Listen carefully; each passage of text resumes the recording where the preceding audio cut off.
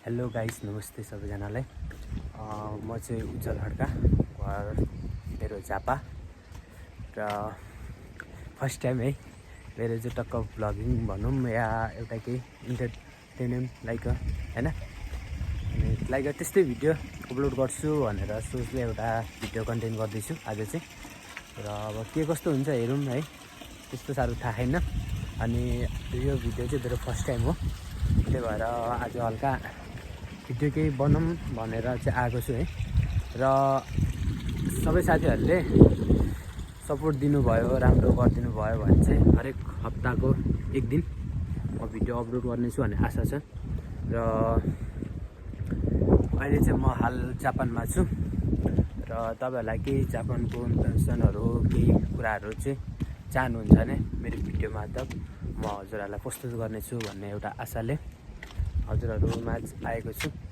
र आशा गर्छु सबै साथीहरूले सपोर्ट गर्नुहुन्छ भन्ने आशा गर्दछु। र म चाहिँ अहिले हाल जापानको वकायामा भन्ने ठाउँमा छु। मियामाचो सिटी भन्छ यसलाई चाहिँ है, सिटी नभनेर गाउँ हो तर मियामाचो सिटी भन्दो रहेछ यसलाई चाहिँ। र अहिले चाहिँ म यो ठाउँमा छु, मियामाचो सिटी भन्ने ठाउँमा। र मेरो काम भन्ने चाहिँ कुरुमा सेक्टरमा छ। र म चाहिँ हाल जापानमा अहिले कुरुमा सेक्टरको कामहरू गर्दै आइरहेको छु। र हजुरहरूलाई केही कुरुमाहरू सम्बन्धी डम्फुहरू सम्बन्धी चाहिँ केही कुराहरू बुझ्न, केही सल्लाहहरू दिन मन लागेको छ भने हजुरहरूले चाहिँ मलाई सम्झिन सक्नुहुनेछ। हजुरहरूलाई मैले जानेको बुझेकोसम्म हजुरहरूलाई चाहिँ हेल्पफुल गर्ने आशा राख्दछु। र आज मेरो फर्स्ट टाइम हो, त्यही भएर चाहिँ अब अलिकति स्टार्टिङ पोइन्ट राम्रो नहोला कृपया होइन। अब त्यही पनि आउने दिनहरूमा राम्रो भिडियोहरू हालेर तपाईँहरूमा ल्याउने आशा गर्छु। र अब फर्स्ट टाइम हो, बोल्न नआउला, बोला जस्तो नहोला कृपया साथीहरूलाई होइन।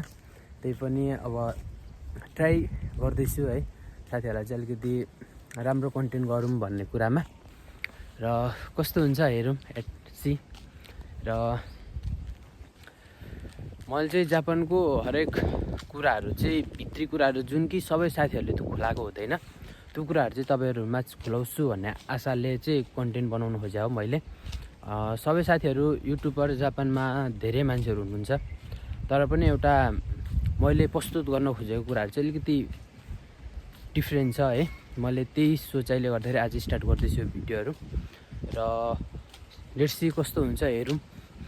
अब आफूले सोचेकोहरू कस्तो दिन सक्छु, प्रस्तुति राम्रो दिन सक्छु सक्दिनँ त्यो सम्बन्धी त थाहा छैन, तर पनि I hope I will give my 100% है। फर्स्ट टाइम नर्भस छु आज अलिकति कुरा गर्नको लागि पनि, किनभने मेरो फर्स्ट टाइम हो यो भिडियो अपलोडिङ भन्ने।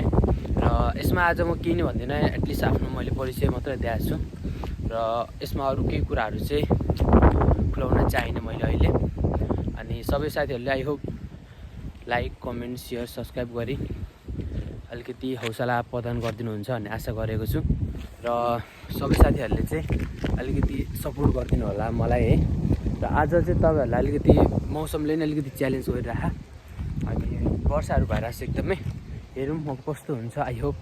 र तपाईँहरूको लागि अब हुन्छ नि जापानको भित्री कुराहरू जुन कुराहरू चाहिँ अहिलेसम्म हतपत त्यति मान्छेहरूले चाहिँ खुलाउनु खोजेको छैन, खुलाएको छैन भित्री कुराहरू।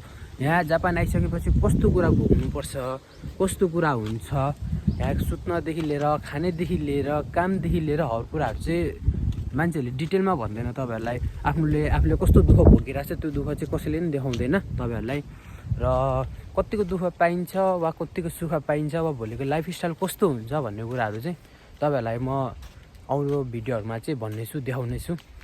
र यसै गरी अब सबैजना साथीहरूले प्लिज सपोर्ट चाहिँ गरिदिनु होला। हजुरहरूले जति सपोर्ट गरिदिनु भयो त्यति त मैले अगाडि बढेर हजुरहरूलाई चाहिँ अलिकति राम्रो दिन सक्छु भन्ने आशा छ मेरो है। र अलिकति नर्भस पनि भयो है भिडियो बनाउँदै। र आज चाहिँ छोटो मिठो मात्र भिडियो बनाउने प्रयास गरेँ।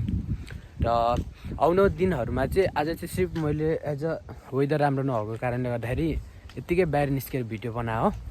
र अबको दिनहरूमा चाहिँ अलिकति राम्रो ठाउँहरू पनि गएर भिडियो हाल्नेछु, अलिकति राम्रो इन्टरटेनमेन्ट नयाँ कुराहरू पनि देखाउन कोसिस गर्नेछु हजुरहरूलाई।